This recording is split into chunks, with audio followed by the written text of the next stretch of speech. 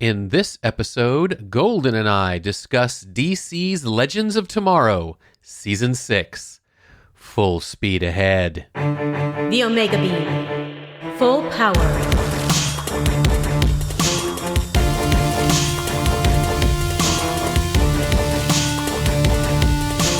The Omega Beam. Welcome to the Omega Beam number 141. I'm your host, Oren Merton.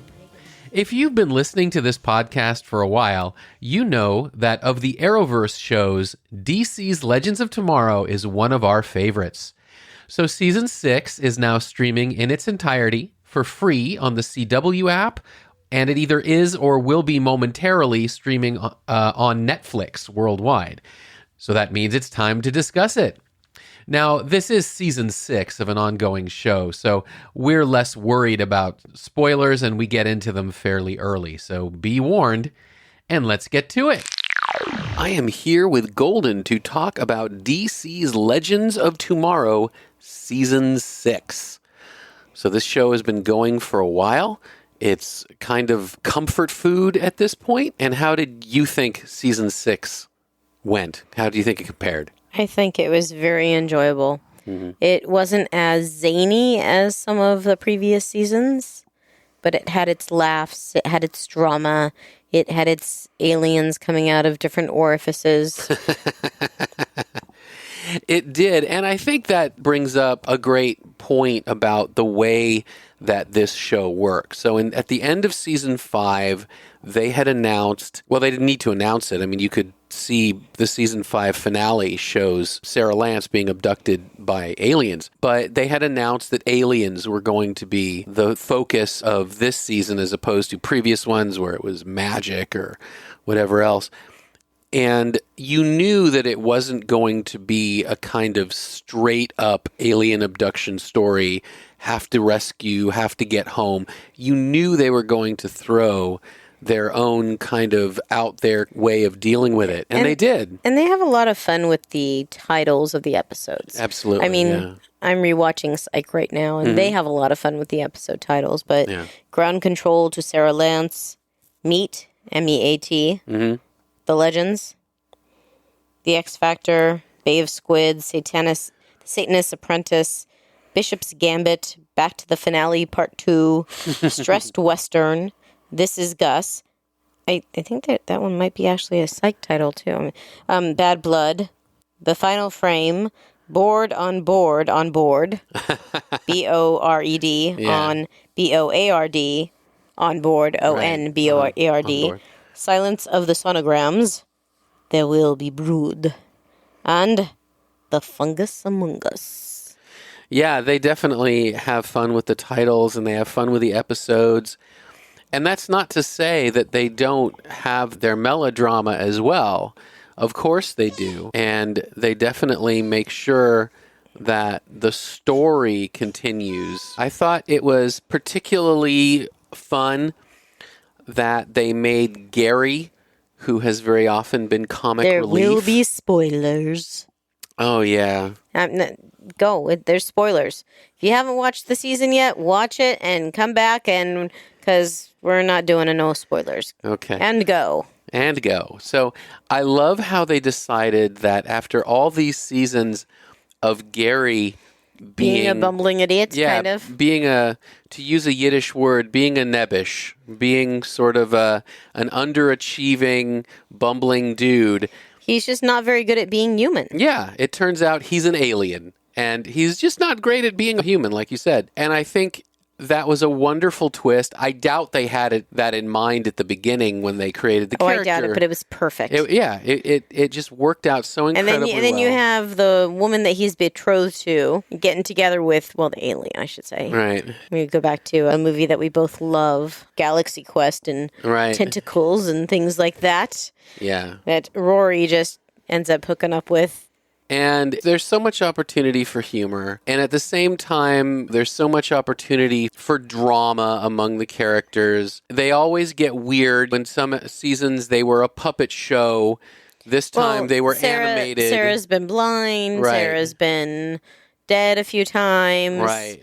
Now Sarah's part alien. Right. And, they gave her... I remember that the actress Katie Lutz was saying, yeah, this season I get superpowers. And then it's musical powers. Right, exactly. So it's musical superpowers in the finale. I've said before, this is arguably my favorite show in the Arrowverse. And I think a lot of them are pretty good. Some of them you can take or leave given any given season. But the thing about this one is this one is like the potato chips of Arrowverse. It's just... You just can't stop? Yeah, and it's can't not... just do one? Exactly. And it's not as meaty, but it's comfort food. Well, but you have the serious side. I mean, Yeah. Constantine, drunk on power. Right. Literally addicted, that causing issue. They've always tried to, I think, include the theme of family, of love, of finding your tribe, finding your group. And I think that's an important point, especially, these days, things have never been so divided. And here's a group of misfits that have found each other and have found a home in each other. And accept each other. There's also they get along. A statement about how we remember things, or that we make up stories about childhood. If you think about the one character, and she sees her mom, she has an opportunity to save her mom, and then she finds out why she doesn't remember anything, and it's a completely different story than what she thought it was. Right, right. Yeah, I think that's another good point. Of course. One of the things that Legends of Tomorrow has always been about from season 1, and this it keeps it up, and even though this season has its own complete theme and storyline, and it's gone alien and everything else, they still keep the idea that they just flit around in time and meet famous people. And that's just fun because they're not, famous people played for the deeply serious, they're famous people played for humor. It makes the show so enjoyable. It's just 42 minutes of fun, really. And that's all there is to say. If you haven't watched this show, you should be, because we can all use more fun in our lives. If you are watching it, then you can be sure that season 6 is going to be as good as all the others. I'm assuming you've probably at least seen some of it if you're going to be listening to this point, because we are giving spoilers. But I hope you enjoyed it as much as we did, because it is just fun. It's just fun. And I'm looking forward to season 7.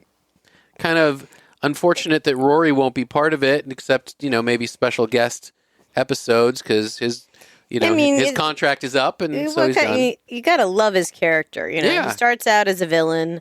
He doesn't die, even though they think he's dead. Then he's this Iceman who's writing romance novels and is very successful writing romance novels. Right. Who has an affair with an alien and then gives birth to a whole bunch of babies. Becomes Mr. But this Mom. time he's going to stick around because he missed out on his first child's growing up. And that was talking about more meaningful arcs. I mean, that was a wonderful arc of him getting, using his time travel to go back into the life of his daughter, and her letting him in. She's not dumb. Well, she knows what's doing. Tried to manipulate it a little bit. He did, but she also came clean, and she let him in. And, I think that was another sort of positive theme that they wove throughout. There's a lot of positive themes. Yeah, there are. I mean, for a show that's comfort food, they really also try and throw in some valuable, lessons. This was a good season, and like I said, I'm looking forward to season 7, and I have absolutely no idea what is coming. Yeah, they didn't zip Sarah away. Yeah, they very often have ended their seasons. In one, they had Constantine show up and say, magic's a problem. And then in the last season, they had Sarah abducted by an alien. But something happens at the end of the finale, but you don't know what or who or why or what's going on. So it's interesting. I think it leaves a lot to look forward to. Definitely. Absolutely. Well, thank Legends of Tomorrow. We can't wait for tomorrow. That's right. Well, thank you, Golden. You're welcome. And that's it for this episode. You can find the show notes at theomegabeam.com/141. If you liked this episode, please leave a review wherever you listen to podcasts. Your reviews help people who like this stuff find our podcast.